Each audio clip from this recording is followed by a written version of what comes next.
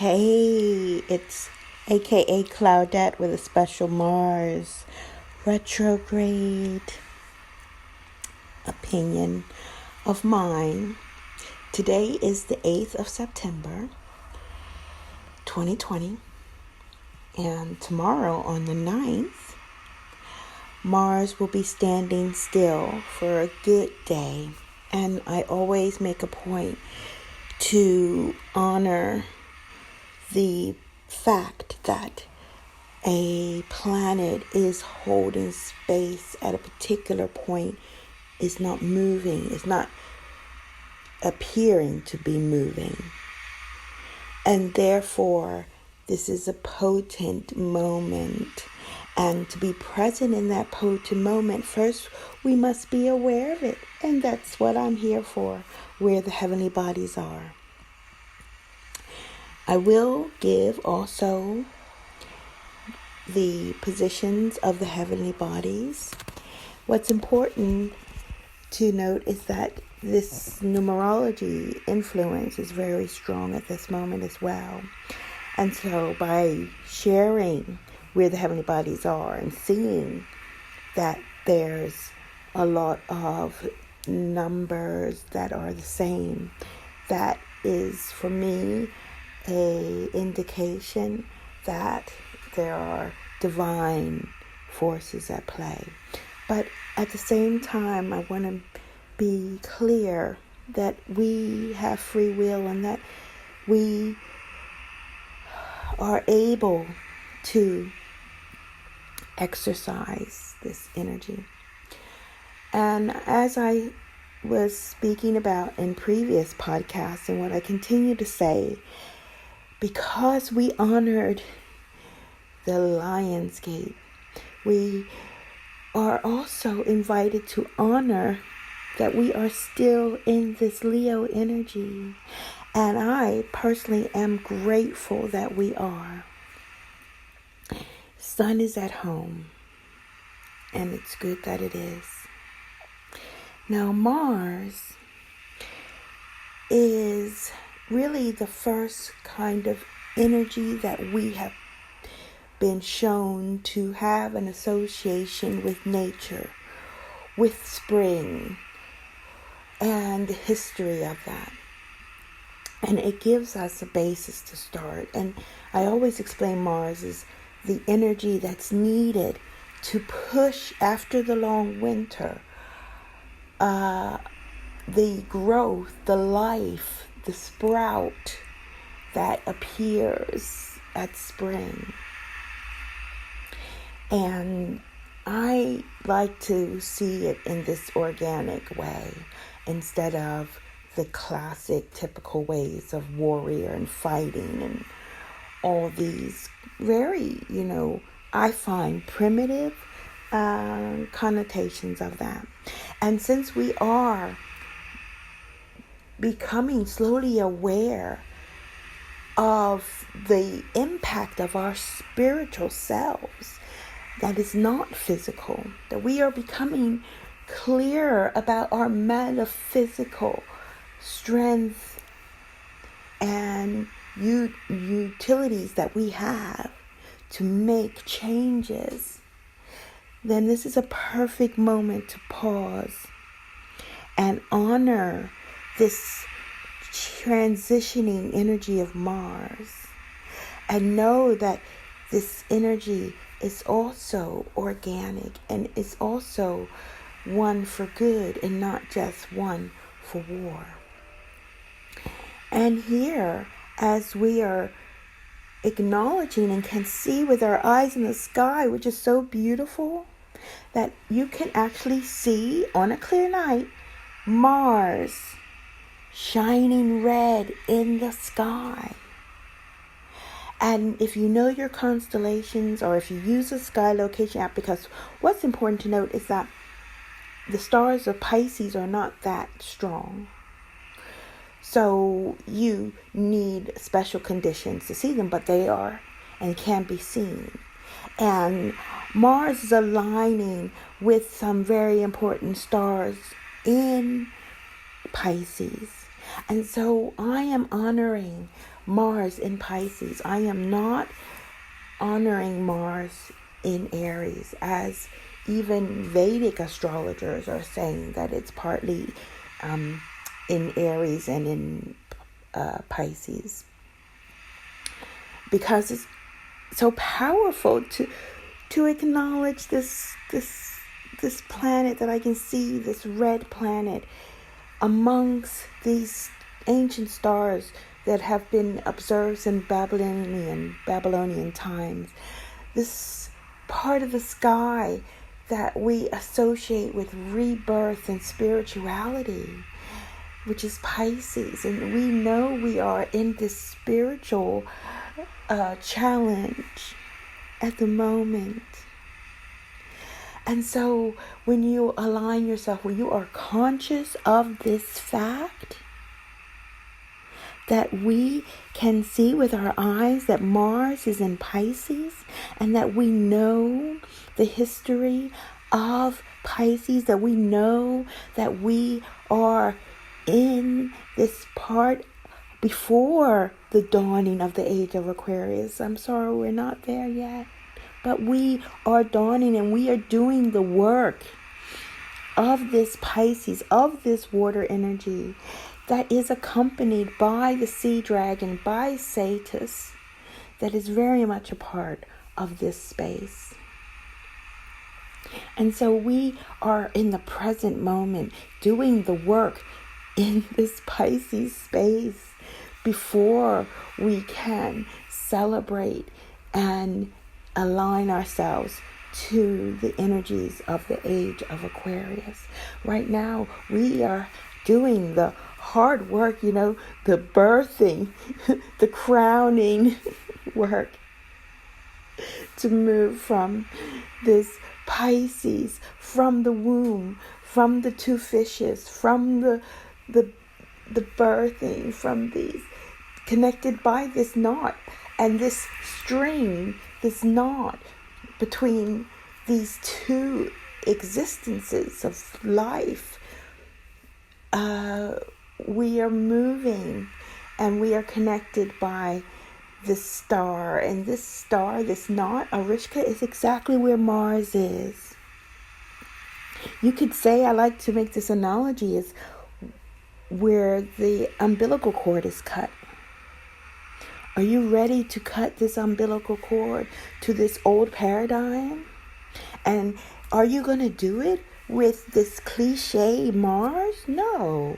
You're going to do it with love. You're going to do it with a flood of love, as WATERPRIESTESS says. And she's been doing this work. And it's magical to see that when you come from a place of standing in your purpose, when you come from a place aligned with the universe and with love, unconditional, real spiritual love, then it supersedes all these old paradigms and floods in and moves in mysterious ways, you guys.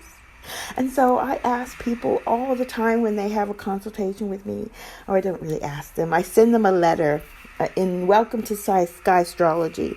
And please be aware that once you are connected with these energies, it's so important to keep your vibration high, because you are so much more powerful once you are reconnected to your natural divinity and power. The powers that they didn't really want you to know about.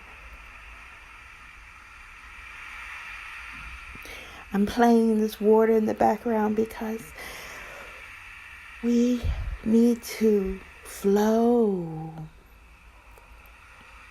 Mars, of course, is used to struggling up from the depths to show itself. And here we know there is a struggle, but when we flow with the flood of love, when we flow with unconditional love, when we meet anger with love, when we meet opposition with love, when we put out the light of fire, when we acknowledge that there is fire. There's fire, especially in California. There's fire in the street. There's anger. How do we put this anger out? With water, with love. And thank you, Mars, for being in our sky, as above, so below, showing us that you are holding space. We have Jupiter, which is expansive and philosophical. And we have Neptune, which is visual and spiritual. And here we have an opportunity to make this vision possible, to exchange what is happening to what we want to be happening. So I want you to take this time that I tell you to visualize this flood of love, this peace, to hold space in your heart, to know that, like Martin Luther King says, you cannot put out hate with hate. Only love can do that.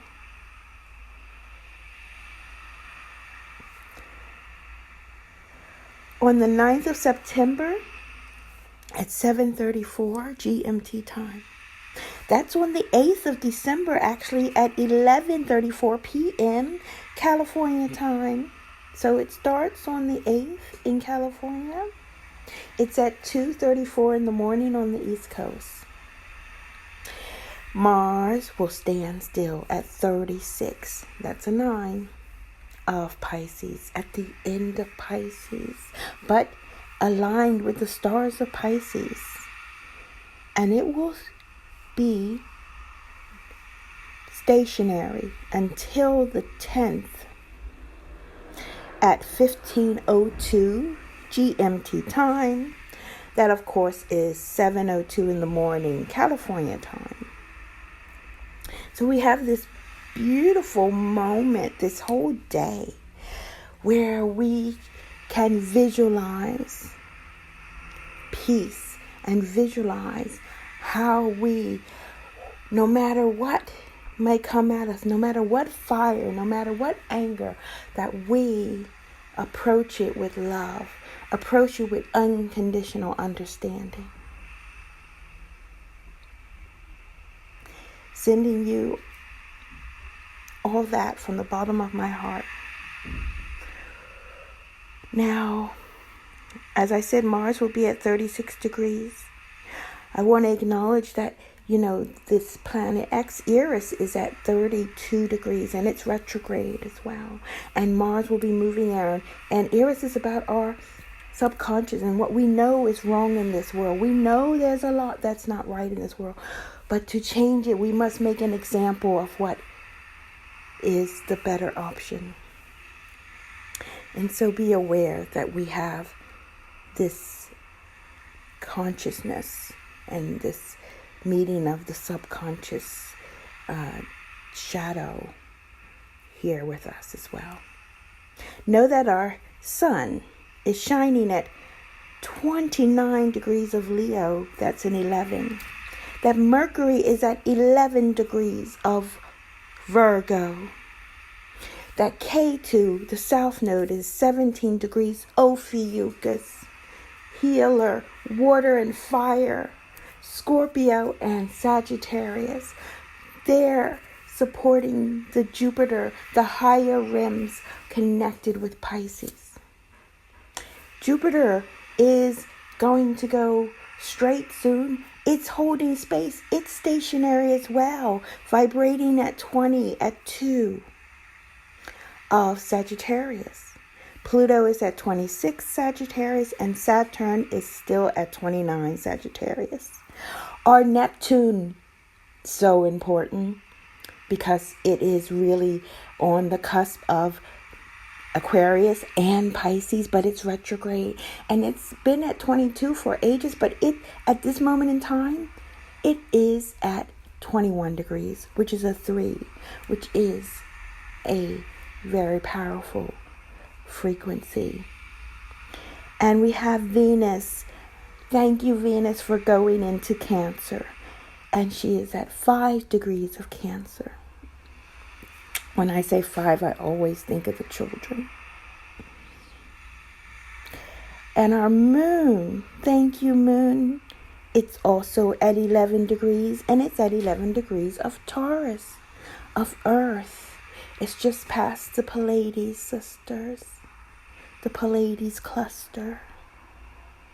And at this moment that Mars starts its stationary moment, our moon is at 11 degrees of Taurus. And Earth and water know how to support each other. Thank you. Venus, who is connected to Taurus, bringing the water to the moon. They are interacting and giving us an opportunity. And then we have Uranus, which is mathematically can be seen in Cetus if you have a telescope. But it is also holding space mathematically at 11 degrees of Aries. And so when we think of I see 11:11, when you say you see 11:11, I think you're thinking of angels, positivity, healing, divinity, that you're on the right track. So let's be steady. Let's hold space. Let's not rush into conflict, but flow with our emotions and our need to acknowledge how powerful and important it is for us to align with our waters, with our love. Thank you for listening. I love you.